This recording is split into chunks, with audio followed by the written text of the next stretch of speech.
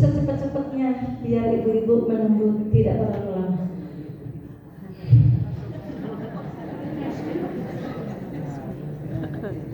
Bismillahirrahmanirrahim. Yang senantiasa kami hormati, kami takdimi segenap takmir Masjid Al-Arqam pimpinan daerah Muhammadiyah Wonosobo. Kehadapan ayahanda, ibunda yang tidak bisa kami sapa satu persatu, yang saya yakini untuk bisa sampai ke masjid ini, ayah bunda perjuangannya luar biasa. Mari kita awali kajian kita Ahad pagi ini. Assalamualaikum warahmatullahi wabarakatuh.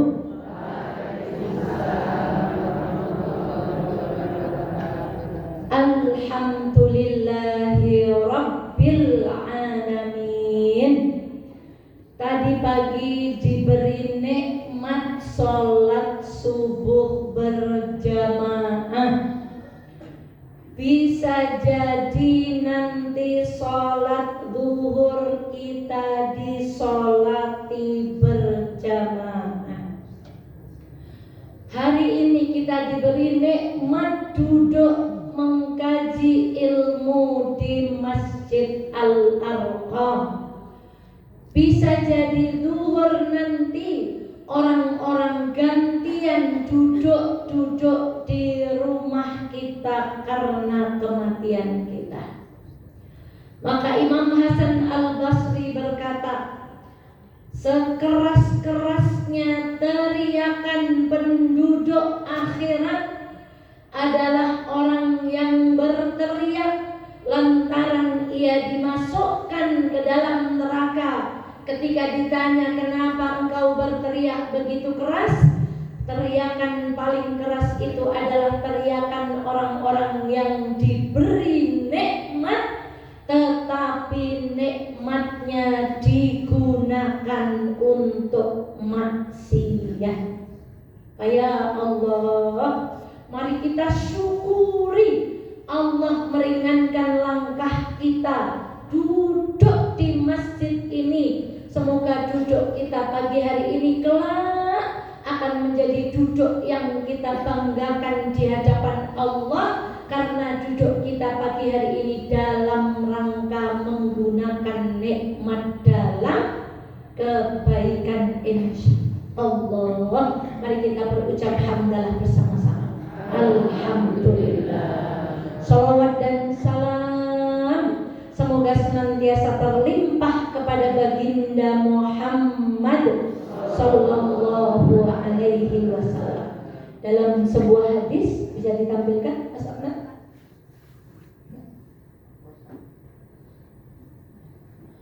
Rasulullah sallallahu alaihi wasallam bersabda, ya Allah, next.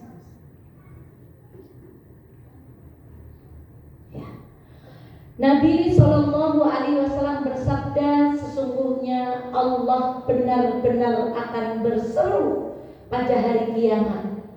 Di mana tetanggaku, kata Allah. Di mana tetanggaku? Kemudian beliau bersabda, para malaikat bertanya, wahai Rabb, siapa yang semestinya bertetangga denganmu? Kemudian Allah berfirman, di mana orang-orang yang memakmurkan masjid? Maka insya Allah duduknya ayahanda, ibunda pagi hari ini akan menjadikan kita biidznillah kelak di akhirat bukan menjadi tetangga pejabat, bukan menjadi tetangga orang kaya, bukan hanya menjadi tetangga orang viral, tapi orang-orang yang duduk memakmurkan masjid, ia akan menjadi tetangganya siapa ayah bunda? Allah subhanahu wa ta'ala. Fasallallahu ala nabiyyina Muhammad Sallallahu alaihi wasallam. Semoga duduk kita pagi hari ini menjadikan kita semuanya umat yang layak untuk mendapatkan syafaat baginda Muhammad Sallallahu alaihi wasallam. Bismillah, kita awali dari slide yang pertama. Next. Saya diberi amanah untuk menyampaikan materi tentang keluarga. Dan kita awali dari tadabbur surah apa ini ayah bunda? Al-Insyirah, yang pada ayat yang kedua Allah berfirman wa wada'na 'anka wisra. Dilanjutkan alladzi anqadha dhahrak. Sesungguhnya Allah telah meletakkan satu beban, yang beban itu sangat berat dari punggung baginda Muhammad sallallahu alaihi wasallam. Para ulama tafsir berkata, apa beban yang membebani punggung seseorang sehingga menjadi berat? Kita niku kalau gendong sesuatu yang berat, jalannya jadi bagaimana? Jadi punggung, karena bebannya begitu nopo. Maka apa sebenarnya yang memberatkan punggung kita? Para ulama mengatakan punggung kita dibebani oleh dosa. Maka Allah mengampuni seluruh dosa Rasulullah Sallallahu Alaihi Wasallam. Maka ayah bunda, kalau hari ini ayah bunda melihat ada rumah mewah, di dalamnya isinya emas dan uang, mobil yang mewah, mereka pergi ke luar negeri, berwisata kemana-mana, nampak di mata manusia, ya Allah, seneng temen umai, ahli duwite, akeh klambine, moe buat mengdi bae. Lihat ayat ini, tidak ada maksiat yang membahagiakan. Orang yang membuka aurat itu, yang bangga dengan kecantikannya itu, orang yang menghambur-hamburkan hartanya itu, nampak di mata kita saja bahagia. Tapi Al-Quran mengatakan tidak ada orang yang bahagia sementara punggungnya dibebani dengan dosa. Gak ada maksiat membahagiakan, gak ada jangkit membahagiakan, gak ada. Gak ada lengtit membahagiakan, gak ada. Gak ada mencuri membahagiakan, gak ada. Gak ada orang ketawa-ketawa yang kita lihat di televisi itu kayaknya bahagia, gak ada. Siapa yang menjamin itu? Allah. Karena setiap maksiat itu memberatkan punggung, dan punggung yang berat tidak mungkin jalannya nikmat. Tapi baca tidak mengajian bahagia Masya Allah. Kepanggil teman-teman sahabat, ya Allah pada dua nih Itaen Ustazah meh bahagia. Karena maksiat itu tidak membahagiakan, maka sebaliknya orang yang melakukan ketaatan pasti berbahagia. Pengingat sebelum kita masuk materi. Bismillah, next. Di dalam surah Al-Jum'ah ayat yang keberapa? Masya Allah. Fa'innal mauta alladhi tafirruna minhu fa'innahu mulaqikum. Sesungguhnya maut yang kita hindari, orang sakit berobat, orang kena kanker kemo, orang kena apa sinar. Sebenarnya kita sedang menghindar dari kematian. Sesungguhnya kematian yang kita hindari itu akan datang menjemput siapa pun, dan kita takut. Mata saya sebab saya nangis karena baru saja mengantarkan anak kedua ke pesantren. Saya peluk, malah bilang, ini bunda lo jilbabnya jadi menceng gara-gara dipeluk bunda. Bayangan saya dia berkisah dengan saya, mau apa bu? Ternyata tidak. Saya di kendaraan duduk sendiri.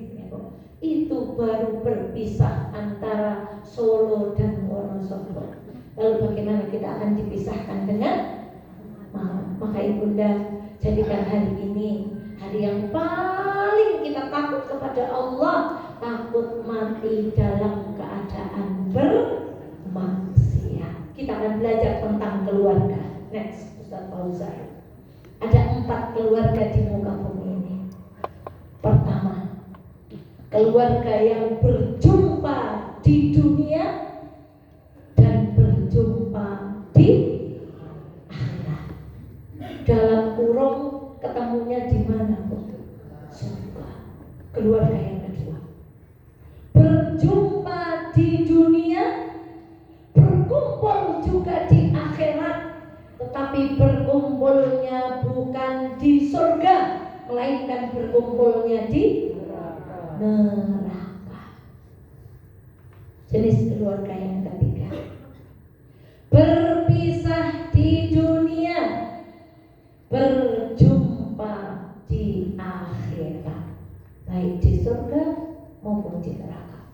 Yang terakhir, berpisah di dunia, di akhirat berpisah. Mohon maaf kamera, saya jalan-jalan. Biarkan yang nyimak dari rumah mendengar suaranya saja. 1, keluarga yang ngomong. Ayah Bunda, berjumpa di dunia.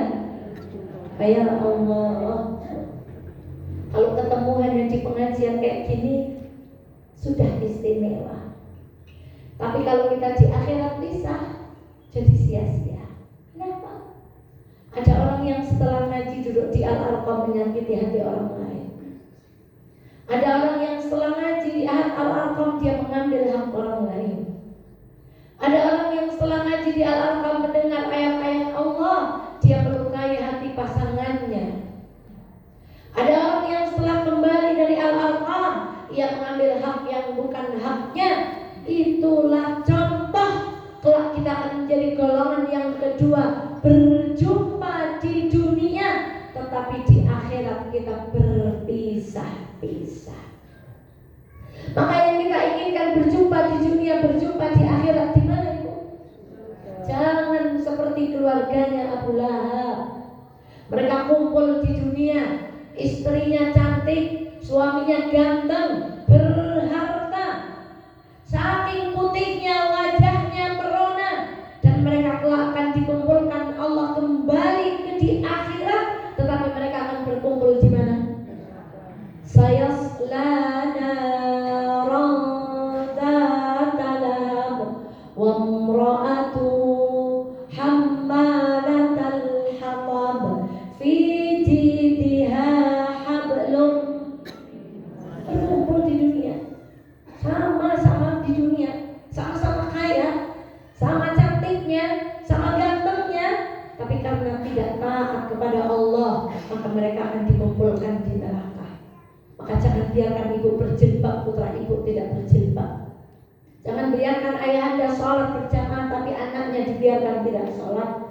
Jangan biarkan ibu memenuhi majelis taklim tapi anak kita di luar memakai pakaian yang tidak dicintai oleh Allah. Adakah ibu hanya ingin berkumpul di dunia tapi berpisah di akhirat? Adakah kita ingin ketika kita masuk ke surga lalu anak-anak kita digiring ke nerakanya Allah Subhanahu wa ta'ala? Jangan biarkan anak-anak kita melakukan kemaksiatan, karena kita akan dipisahkan. Hanya berkumpul di dunia tetapi berpisah di akhirat. Atau memilih ibunya sama-sama durhaka, anaknya mengikuti ibunya. Kita kumpul di dunia dan berkumpul di akhirat, tapi kumpulnya di mana? Maka itu pilihan. Hari ini kita sedang memilih keluarga kita mau dibawa kemana. Yang kumpul di dunia, kumpul di akhirat. Nama kumpul nang donya tok ning teng akhirat pisah-pisah.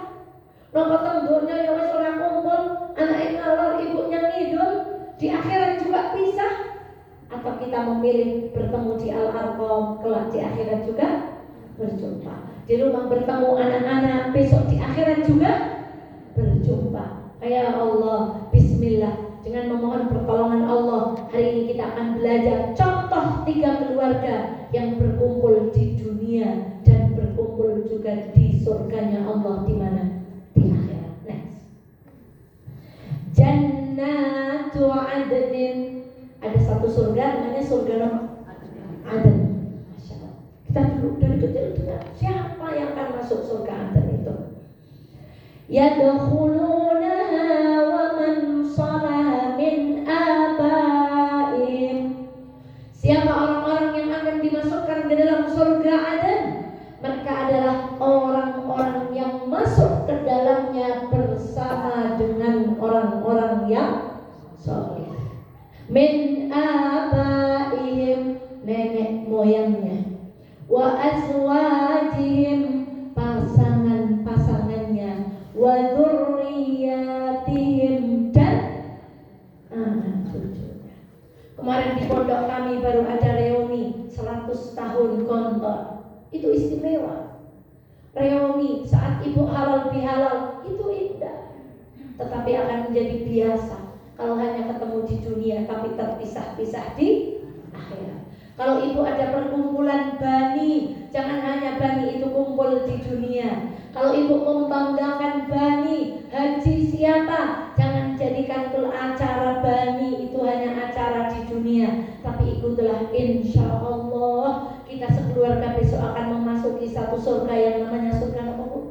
Siapa yang memasuki? Bapaknya, neneknya, plus keturunannya, dengan syarat mereka semuanya melaksanakan amal soleh. Next, surat Ar-Ra'd ayat 23. Sekarang kita masuk pada surah At-Tur ayat berapa? Walladzina amanu, dan orang-orang yang beriman, wattaba'athum dzurriyyatuhum biiman, dan anak-anak cucu mereka yang mengikuti mereka dalam keimanan. Alhaqna bihim dzurriyyatahum, kami akan hubungkan anak cucu mereka dengan mereka. Wa ma allatnahum min amalihim min syai', kami tidak akan mengurangi sedikit pun dari pahala amal mereka. Kullu mri'in bima kasaba rahin, tiap-tiap manusia terikat dengan apa yang ia kerjakan. Ya Allah, Simbah kalau tidak ketemu cucu rasanya apa? Tapi kalau cucunya datang rasanya senang, apa mumet, rumahnya jadi berantakan. Tapi tetap kangen. Relakah ibu kangennya hanya di dunia? Relakah ibu yang hadir wisuda, ayah dengan bangga putranya di wisuda? Relakah kebahagiaan itu hanya di dunia?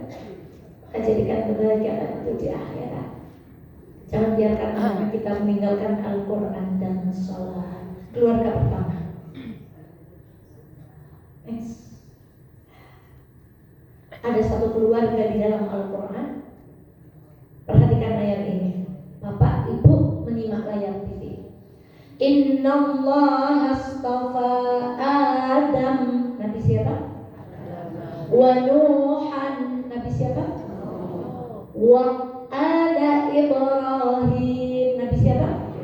Wa ali Imran. Ada 4 nama. Hanya satu orang yang bukan Nabi. Siapa dia?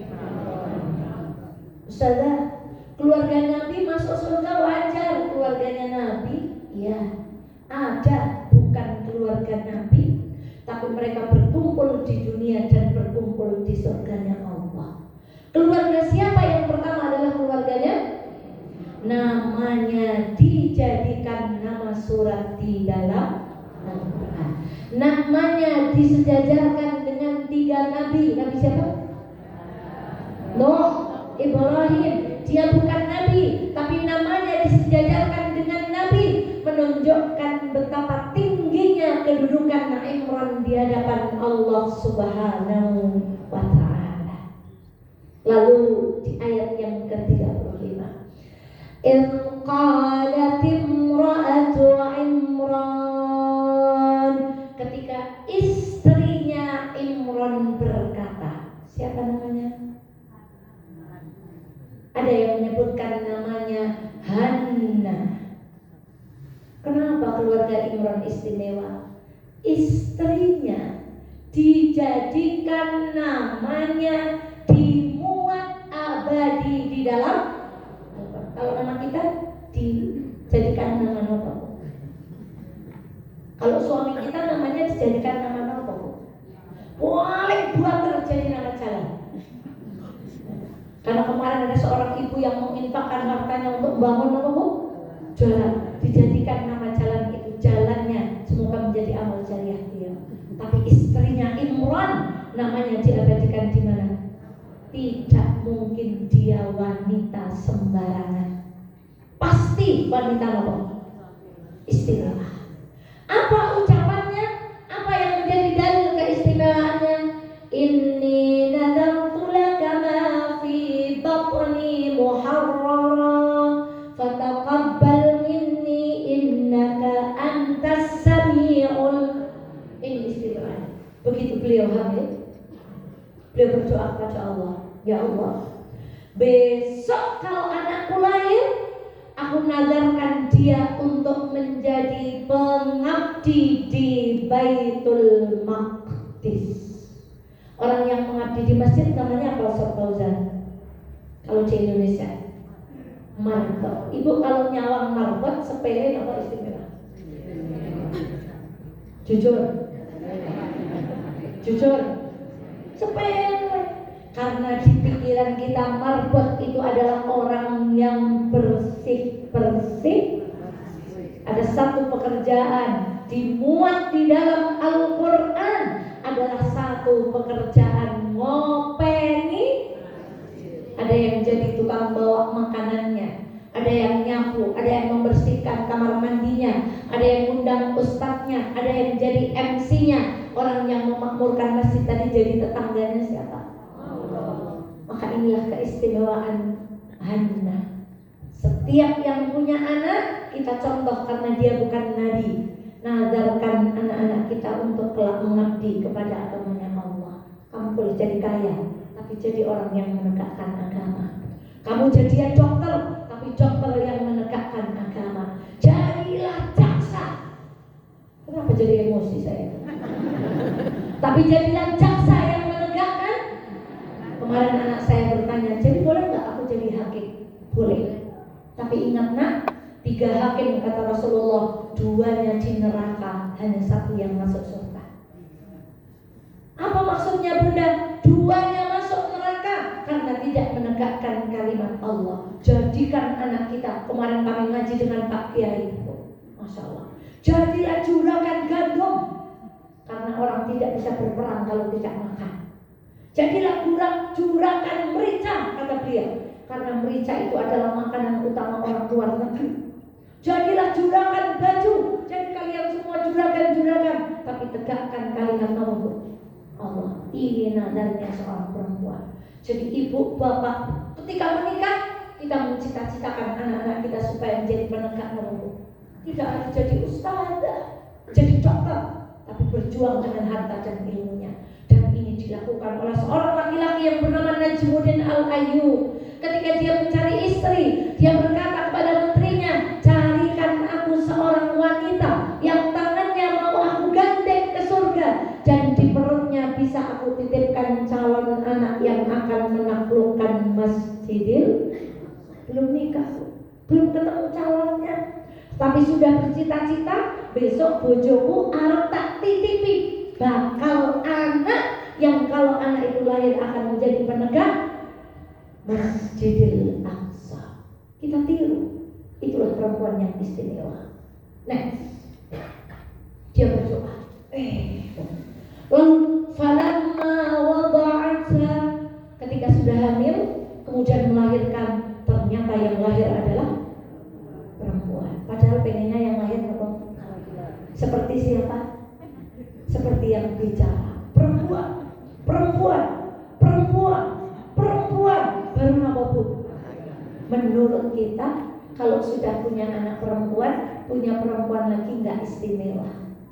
Menurut kita, kalau sudah punya anak perempuan, istimewa kalau punya anak apa?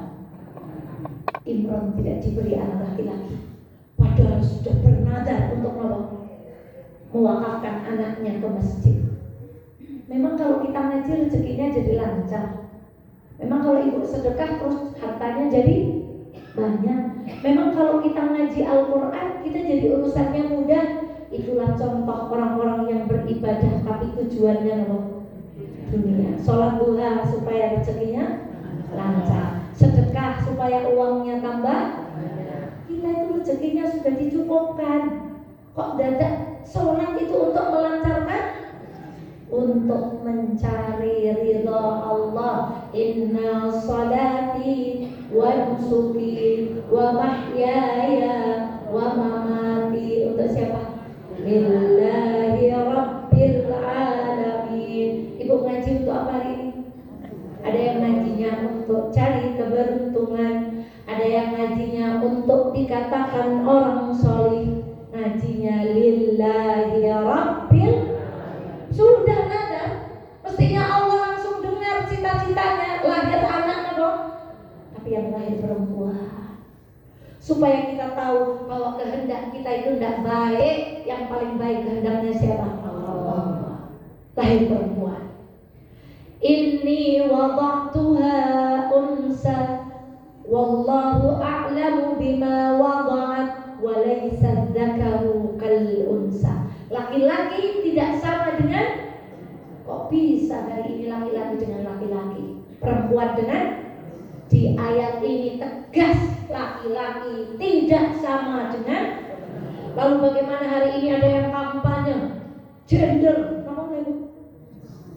emansipasi wanita, kesetaraan. Ibu mau melawan ucapan Allah. Laki-laki itu tidak sama dengan. Maka apa yang ibu tuntut? Dulu saya waktu kuliah senang baca kayak gitu. Gender. Perempuan itu harus setara. Beda laki-laki dengan perempuan. Laki-laki itu pemimpin, perempuan apa yang nggak ikhlas itu bilang dipimpin. Laki-laki apa? Perempuan.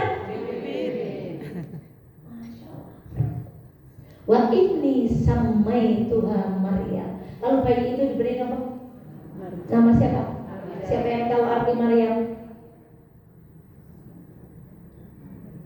Ayo istighfar bersama. Apa artinya Maryam? Istighfar lagi. Apa artinya Maryam? Pelayan Allah. Wa inni u'idzuha bika wa dzurriyyataha minasyaitonir rajim. Begitu lahir, Maryam berdoa, tirukan saya. Inni u'idzuha bika wa dzurriyyataha minasyaitonir rajim. Doa anak baru lahir. Kata Rasulullah SAW, setiap bayi yang lahir disentuh setan kecuali 2 bayi. Siapa bayi yang pertama? Maryam. Siapa bayi yang kedua? Isa alaihi salam. Kenapa mereka tidak disentuh setan? Karena ibunya ketika lahir bayi itu dia berdoa, inni u'idzuha bika wa dzurriyyataha minasyaiton.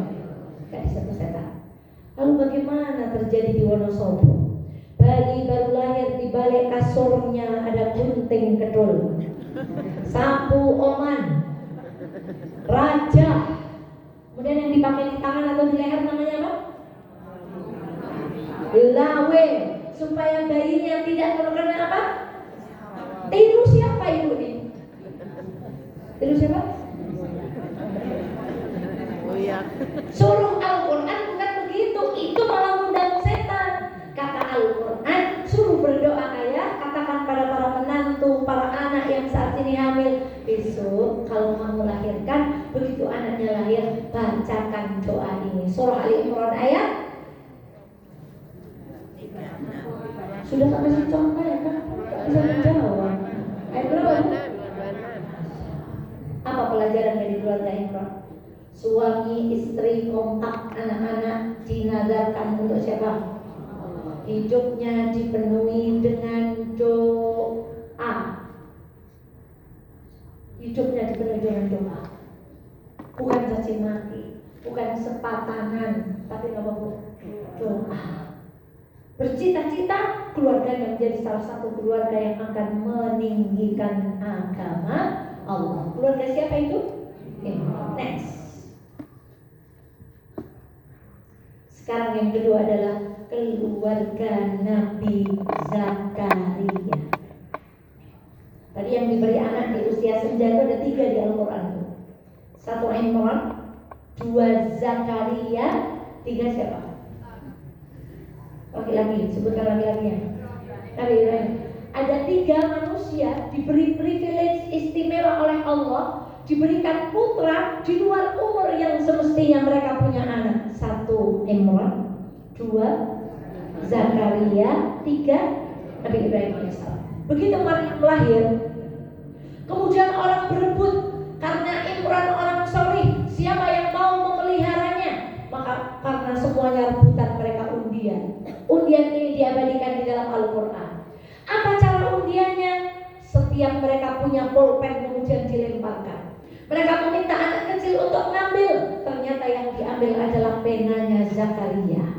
Mereka nggak terima, diundi lagi, dihanyutkan pena itu di sungai. Siapa yang penanya diam tidak hanyut, maka dia yang merawat Maryam. Ternyata penanya Nabi Zakaria. Mereka nggak terima, dihanyutkan lagi. Siapa yang pulpennya hanyut, maka dia yang berhak memelihara Maryam. Maka yang hanyut hanya penanya Nabi Zakaria. Siapa yang baru dengar cerita ini? Siapa yang baru dengar cerita ini? Siapa Bu? Kita semuanya? Ya, kalau anaknya Anang Hermansyah yang menikah dengan Atta Halilintar namanya? Nggak tahu. Anaknya namanya Aminah yang pertama ya. Adiknya Aminah namanya siapa Ibu? Ya Allah, ayo istighfar sama-sama.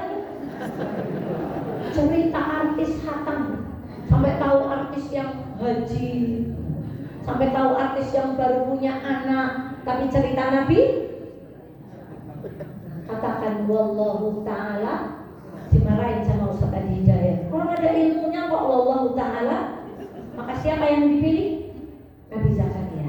Lihat Bu.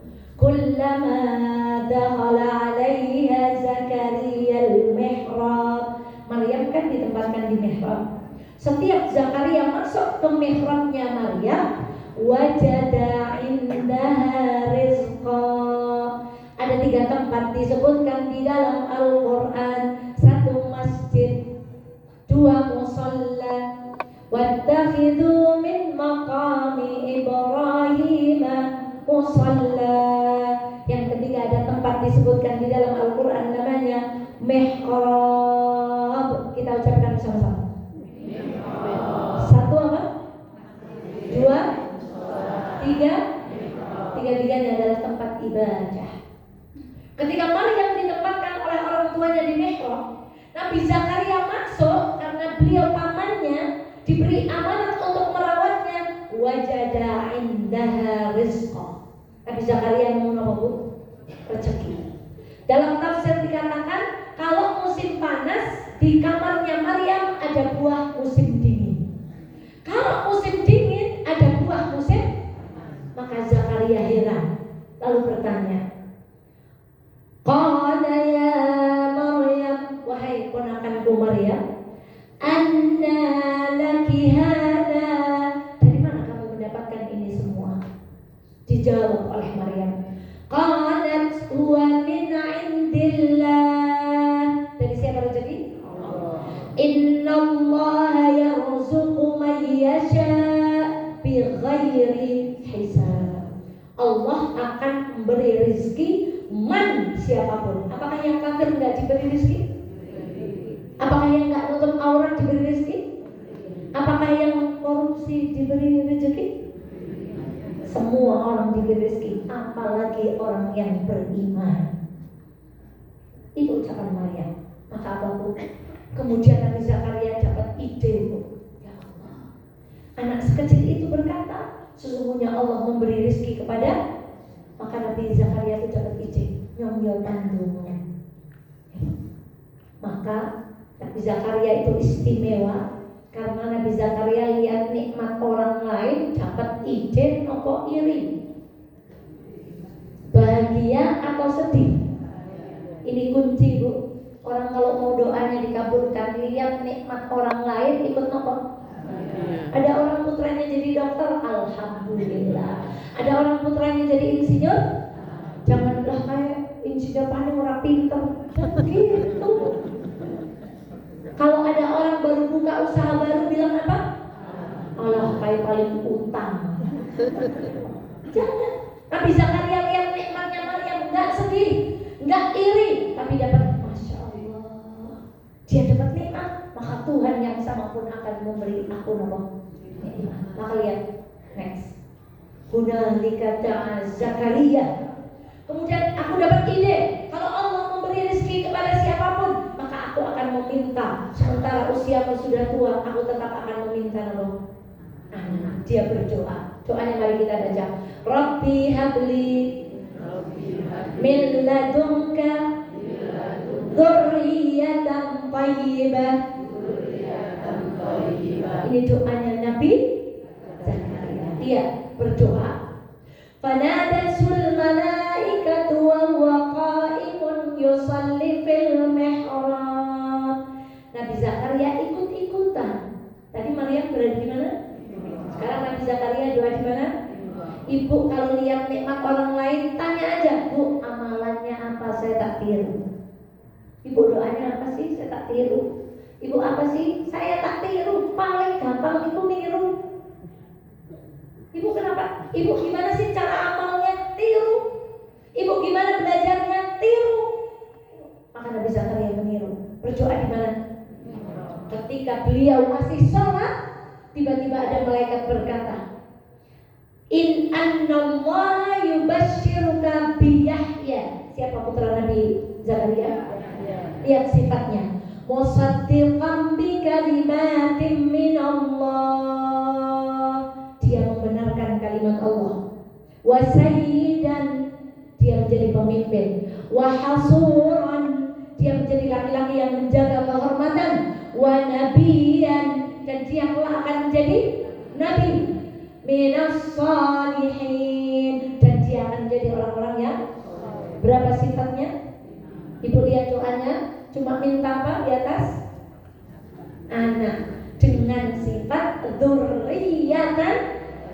Apa yang diberikan Allah? Satu, namanya dikasih, sifatnya membenarkan agama Allah, jadi pemimpin, hasuran menjaga kehormatan, wa nabiyan jadi nabi, minas salihin jadi orang-orang yang doanya pendek tapi yang diberikan Allah panjangnya luar biasa. Maka gampang, tiru aja doa itu. Saya pulang dari pondok, ya Allah, Rabbi habli min ladunka dzurriyyatan thayyibah. Tiru aja. Ini keluarga yang berkumpul di dunia dan berkumpul di akhirat. Tiru aja doanya. Masya Allah. Next. Di ayat yang lain tuh.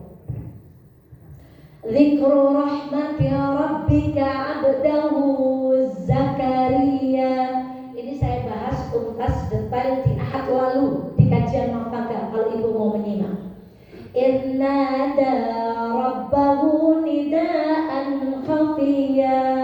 Nabi Zakaria berdoa kepada Allah dengan doa yang lembut. Maka doa itu tidak keras-keras, tidak dilakukan, tidak juga dijadikannya. Apa doanya? Qala rabbi inni wahanal 'azmu minni wasta'ala ra'su syaiba wa lam akun bidu'ai rabbi. Tulangku sudah lemah, rambutku sudah. Ini kata para ulama, salah satu cara berdoa kepada Allah, ngeluh dulu sama Allah. Ya Allah, saya sudah tua, anak saya masih kecil-kecil. Kemarin saya dengan suami noleh-noleh, saya paling tua jarang ya. Kayaknya lainnya baru anak pertama, pengantin baru. Kami rambutnya sudah berubah. Maka bilang sama Allah, ya Allah, saya sudah tua, tapi anak saya belum selesai, belum mapan. Tapi Nabi Zakaria dengan waktu yang sama, tapi aku gak pernah kecewa berdoa kepada Allah. Jadi mengeluh, tapi yakin bahwa Allah itu maha mendengar doa kita. Channelnya ada di YouTube. Wa inni khiftu maula min wara'i wa kanat imra'ati aqir wa habli min ladunka waliya. Kalau tadi doa Rabbi habli min ladunka dzurriyyatan, ditambah lagi doanya Nabi Zakaria wa habli min ladunka waliya. Nah, majelis pembinaan kader ini ayatnya. Kenapa kita butuh kader?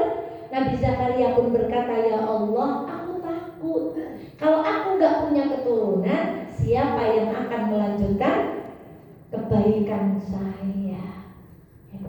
Ini bapak-bapak MPK, ibu-ibu MPK. Maka ini butuhnya kader. Maka ditambah doanya, Rabbi habli min ladunka waliya. Tirukan saya, ya Wahhab. Ya Wahhab. Salah satu nama di Asmaul Husna, betul? Wahhab itu artinya zat yang memberi sesuatu yang mustahil. Bukankah Nabi Zakaria sudah tua? Istrinya mandul, rambutnya sudah dipenuhi apa? Uban. Dia juga sudah lemah, tapi dia minta apa? Anak. Dalam ilmu manusia mustahil apa tidak? Mustahil. Tapi adakah yang mustahil bagi Allah? Maka mintalah sesuatu yang mustahil dan panggil nama Allah, ya Wahhab. Maka doa-doa yang diawali dengan Rabbana hablana min azwajina, Rabbi habli minas salihin, Rabbi habli min ladunka dzurriyyatan thayyibah, Rabbi habli min ladunka waliya. Permintaan-permintaan di luar nalar kita, tapi Allah Maha mengabulkan. Maka dikabulkan. Punya anak siapa? Iya. Kalau nanti ada doa lagi, waj'alhu rabbi radiya. Ya Allah, doanya Nabi Zakaria, doanya berlipat-lipat, maka lahir seorang anak bernama Ya. Next. Jadi ini intinya Nabi Zakaria. Nabi Zakaria berdoa lagi. Tirukan, Rabbi la tadarni fardan wa anta khairul warithin. Jangan biarkan aku sendiri, engkaulah sebaik-baik yang memberi kami ahli waris. Jadi doanya Nabi Zakaria ada berapa? Banyak. Rabbi habli min ladunka dzurriyyatan thayyibah, Rabbi habli min ladunka waliya waj'alhu radiya, Rabbi la tadharni fardan wa anta khairul warithin. Itu doa-doa Nabi Zakaria. Contoh saja supaya keluarga kita menjadi seperti keluarga Nabi Zakaria. Tapi syaratnya, ini surah Al-Anbiya. Fastajabna lahu wa wahabna lahu. Doanya Rabbi habli, maka Allah wa wahabna. Jawabannya persis dengan permintaannya. Kenapa Nabi Zakaria doanya dikabulkan? Satu, innahum kanu yusari'una fil khairat. Suami istri Nabi Zakaria dan istrinya adalah keluarga yang kalau ada kebaikan cepat-cepat itak-ituk gega gage. Ada karpet gage, ada tembok gage, ada stiker gage, ada amal apapun gage. Itulah ciri khas keluarganya Nabi Zakaria. Selain beliau adalah orang yang pandai berdoa. Dua, wa yad'unana raghaban wa rahaba. Mereka kalau berdoa dengan khusyuk dan penuh harap. Gimana gak perlu doa aja tadi, tinggal contoh aja, gak usah bikin doa sendiri, contoh aja. Senang berdoa. Yang ketiga, wa kanu lana khashi'in. Mereka berdua adalah orang-orang yang khusyuk. Ibu khusyuk enggak ini? Ibu ngajinya khusyuk enggak? Saking khusyuknya sampai astagfirullah. Ayo istighfar bersama-sama Ibu. Suaranya saudara udah kayak petir kayak gini masih ngantuk. Astagfirullah. Satu apa? Cepat-cepat kalau ada kebaikan. Dua, berdoa dengan khusyuk dan penuh harap. Tiga, orang yang khusyuk. Lain kita sholat Allahu Akbar kalimat bermacam-macam. Khusyuk itu hadiah. Saya mau copy Ustaz Utang. Belajar khusyuk sholat. Beliau berkata, tidak usah belajar, sholat aja yang benar. Khusyuk itu hadiah. Pertanyaannya, Ibu kalau memberi hadiah sama orang yang kenal, apa yang enggak kenal? Maka khusyuk hanya akan diberikan kepada orang-orang yang ketika sholat itu ingat Allah. Dia memaknai Ar-Rahmanir-Rahim. Ya Allah, irhamni. Ya Allah sayangi aku. Maliki yaumiddin. Yang menguasai di hari. Lalu ibu, ya Allah selamatkan aku di hari kembali. Iyyaka na'budu wa iyyaka nasta'in. Tapi nyatanya kita minta tolongnya sama harta, menggantungkan kepada harta, jabatan, kedudukan, padahal mestinya minta tolong hanya kepada siapa? Allah. Dan seterusnya. Nabi Zakaria. Terakhir, saya mohon izin saya korupsi beberapa menit, kita selesaikan keluarga yang ketiga. Siapa keluarga yang ketiga? Nabi siapa tadi? Saya sudah sampaikan materi ini. Hal ataka hadithu dhaifi Ibrahim al-mukramin. Wahai jamaah al-arqam, sudahkah sampai kepada kita semua kisah tentang tamunya Nabi Ibrahim yang mulia? Irdakhalu alaihi faqalu salama. Ketika tamu itu datang di malam hari mengetuk pintu Nabi Ibrahim, tamu itu mengucapkan kalimat salaman. Kita ucapkan bersama-sama salaman. Lagi? Salaman. Lagi? Salaman. Nabi Ibrahim disebut sebagai julukan Nabi Ibrahim Abul Anbiya. Julukan yang kedua Ulul Azmi. Julukan yang ketiga kekasih Allah Khalilur Rahman. Julukan yang keempat ahli menerima tamu. Julukan beliau yang keempat adalah Abu Dhaif. Apa dalilnya? Malam-malam datang tamu tetap dibukakan pintu. Kalau ibu malam-malam datang tamu nggak WA, nggak dibukakan pintu. Tamunya bilang apa tadi masuk? Salaman. Assalamualaikum warahmatullahi. Dapatnya berapa kalau lengkap? 30. Kalau ASS WRBB? Apa orang Islam salam kok ASS BRBB? Salam gitu aja. Jangan ASS BRBB. Salam, bisalam. Itu udah selesai. Jangan apa? Tamunya bilang apa masuk? Dijawab oleh Nabi Ibrahim dengan kalimat yang sedikit berbeda. Salamun. Salamun qaumun munkarun. Tamunya masuk bilang apa? Salaman. Dijawab? Kalau Allah berbicara tentang ahli surga, tahiyatum fiha salam. Ahli surga itu senang mengucapkan salam. Lalu ketika malaikat menyambut ahli surga, salamun alaikum tibtum, salamun alaikum bima sabartum. Ya Allah.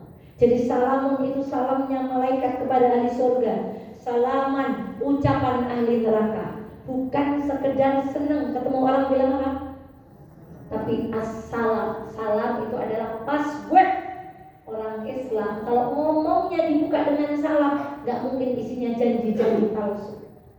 Orang Islam sholatnya salam, pergi ke timur, pergi ke barat, dia nggak akan mencurangi orang, karena yang kami bawa adalah assalamualaikum, keselamatan. Jadi kami jadi tamu nggak akan merusak, kami jadi pejabat nggak akan merusak, kami jadi pedagang nggak akan merusak, karena passwordnya salam. Kalau dalam ilmu, jadi malaikat bilang salam, dijawab oleh Nabi Ibrahim dengan kalimat yang lebih sempurna. Jadi kalau ada orang jujuki ibu gedang sebereng, ibu balasnya berapa Pak? Setondon. Kalimat salaman dan salamun ini mengajarkan kepada kita berbuat baiklah di atas rata-rata. Orang nganter sebereng, ibu balas setondon. Orang mengucapkan assalamualaikum, ibu jawab apa?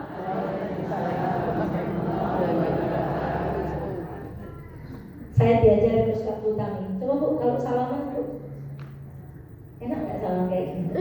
Kalau salaman enaknya gimana? Salaman. Tanda kita adalah saudara. Ibu kalau nggak kenal sama orang, salamannya biasa. Kadang ada orang nggak kenal kita, salamannya sambil apa? Karena salam itu menurut dia sesuatu yang istimewa, sederhana. Sedangkan kita orang beriman, salam itu doa. Assalamualaikum. Masya Allah. Jangan ASS. Apa yang istimewa dari keluarga Nabi Ibrahim? Faragha ila ahli. Kalau ada tamu pengen dia apa? Pengen disuguh. Suguh kupoh. Apa? Rupoh. Apa ulang betul ngerti artinya kurtiru. MC pengantin. Jadi Nabi Ibrahim itu gage nyuguh tamu nih. Lihat Al-Quran surah Al-Baqarah. Faja'a bi'ijlin samin. Kalau kita ada tamu suguh tempe mulu, kadang nget-ngetan. Tapi Ibrahim apa nyuguhnya? Tirukan saya. Paha anak sapi gemuk panggang. Ulangi. Sapi gemuk panggang. Harus 5. Kalau nggak 5 salah, ulangi. Sapi gemuk panggang. Sapi itu banyak bagiannya. Yang dibeli Nabi Ibrahim apa? Yang kedua yang disembelih bukan sapi tua, tapi apa? In English is pedang. Bapak-bapak, apakah bapak-bapak pernah melihat pedang? Jarang pedang disembelih kecuali kalau dia sakit. Tapi Nabi Ibrahim sembelih ke pedang, dan bukan pedang kurus. Pedang apa? Pupu pedang lemu. Dan cara memasaknya apa? Kata orang sekarang kalau dipanggang itu lebih selamat karena tidak mengandung kolesterol. Jadi cara nyuguhnya Nabi Ibrahim juga di atas rata-rata. Makanya beliau disebut sebagai Abu Thayyib. Salamnya rata-rata, cepat-cepatnya nyuguh rata-rata, yang di bawah suguhannya di atas. Dan ada terakhir penutup kajian kita, cara menyajikannya pun rata-rata. Faqarrabahu ilaihim, dengan kedua tangan beliau menyajikan sajiannya. Kalau saya yang bikinkan minum Mbak, lalu Mbaknya bilang monggo Bu, tidak dengan Nabi Ibrahim. Diangkat hidangannya, tamunya suruh ngomong. Persis kayak ibu, gua cicipi. Lah pun nonton riko, li ora pada. Belum pernah nonton riko, li kene dulu. Amun dibukai toplesnya mungkin kalau buka kia Mbak, mungkin ayam ora apa-apa, ayam ya tunggu. Sebenarnya ibu ini sudah mengikuti sunnahnya Nabi Ibrahim alaihissalam. Kalau ada tamu guguk, gak punya suguhan guguk, orang kita kaleng berisi. Tiga amalan rata di atas rata-rata Nabi Ibrahim. Salaman dibalas dengan salamun. Cepat-cepat memberikan suguhan. Suguhannya istimewa. Cara menyajikannya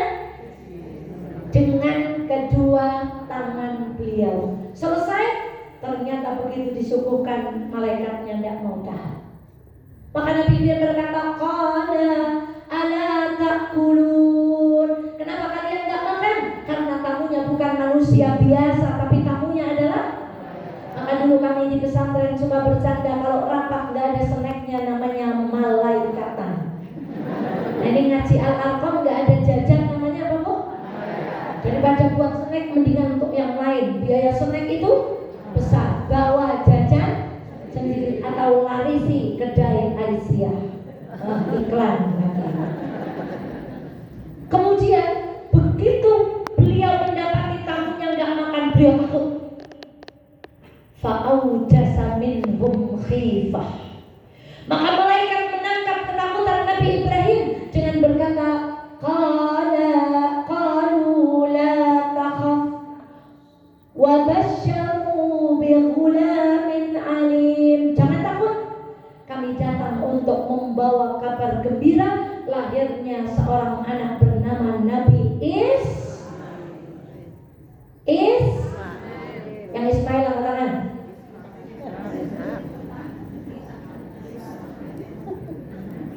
Yang Ishak angkat tangan.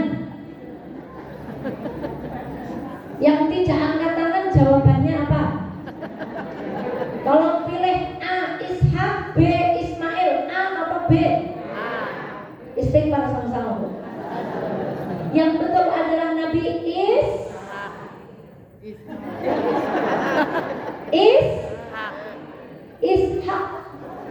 Astagfirullah. Karena Nabi Ismail sudah lahir, sejak Hajar masih muda. Yang diberikan putra ketika Nabi Ismail sudah tua dan istrinya tua itu Nabi siapa? Maka kabar gembira lahirnya Nabi Ishak. Kalau di surah Ad-Dariyat Nabi Ishak itu bighulamin alim. Di ayat yang lain kalau Nabi Ismail bighulamin halim. Karena Ishak dengan Ismail punya karakter yang berbeda. Al-Quran pun menggambarkan dengan cara berbeda. Terakhir, fa'aqbalat imra'atu fi sarrah. Ibunya nggak percaya kalau mau punya anak, maka dia tepuk-tepuk wajahnya. Temenan Pak, nomor 2 anak. Ya Allah, ini kan temenan yang mimpi. Kayak kita kalau kehilangan itu. Sembari berkata, wa qalat ajuzun aqim. Sedangkan aku adalah wanita yang sudah tua lagi mandul. Mungkinkah punya anak? Tidak. Tapi adakah bagi Allah yang mustahil? Maka tidak ada bagi Allah yang mustahil. Maka siapa yang hidupnya pengen ajaib seperti Imran dan Hannah, hidupnya ajaib seperti Nabi Zakaria, keluarganya hebat seperti keluarganya Nabi, kompas saja amalnya. Kalau Nabi Ibrahim selalu beramal di atas rata-rata. Kalau Nabi Zakaria ada kebaikan apa tadi? Cekat. Kalau doa khusyuk, penuh dengan rasa harap. Kalau keluarganya Imran, suami istri kompak, keluarganya dipenuhi dengan doa dan selalu menadarkan anak turunnya untuk menjadi pengabdi. Contoh 3 keluarga yang diberi keajaiban di waktu di luar nalar manusia. Zakaria sudah senja, Nabi Ibrahim sudah senja, Imran sudah tua, tapi tetap diberi apa? Itulah keajaiban lantaran amal solih mereka juga di atas rata-rata. Wallahu ta'ala a'lam bis-shawab. Yang terakhir ini surat apa? Ad-Dariyat. Tadi Imran, Zakaria surat apa? Surat Maryam dan surat Ali Imran. Keluarga Ali Imran terdapat di dalam surat apa? Ali Imran ayat. Nah, mulai biasakan ngaji. Ibu kalau mengamati, pokoknya ngaji kemanapun saya minta ibu untuk membuka ayat Al-Quran supaya kita semakin cinta kepada Al-Quran. Mari kita tutup dengan baca Alhamdulillah. Alhamdulillahirabbil alamin. Angkat tangannya. Ya, letakkan di pundak sebaliknya, sampingnya. Assalamualaikum. Assalamualaikum. Sampai berjumpa lagi ya. Sampai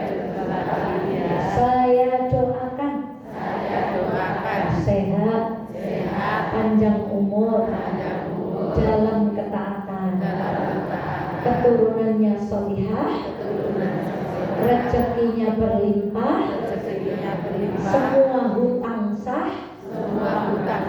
bisa beli tanah, bolak-balik Makkah Madinah. Amin ya Allah kandian. Assalamualaikum. Jazakumullah. Sudah mendoakan saya. Saya doakan juga. Kalau sakit semoga lekas sembuh. Kalau sempit semoga dilapangkan. Andai bersedih semoga dibahagiakan. Andai tercerai berai semoga direkatkan. Sabar, syukur, tidak ngeluhan, tidak gerundelan, tidak ngeyelan.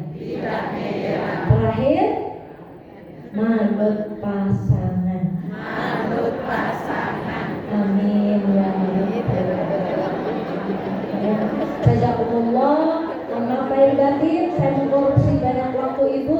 Semoga ayah bunda ridha semuanya. Berjumpa lagi di kesempatan berikutnya. Selamat beramal sholih. Jangan tinggalkan tempat sebelum membaca doa penutup majelis.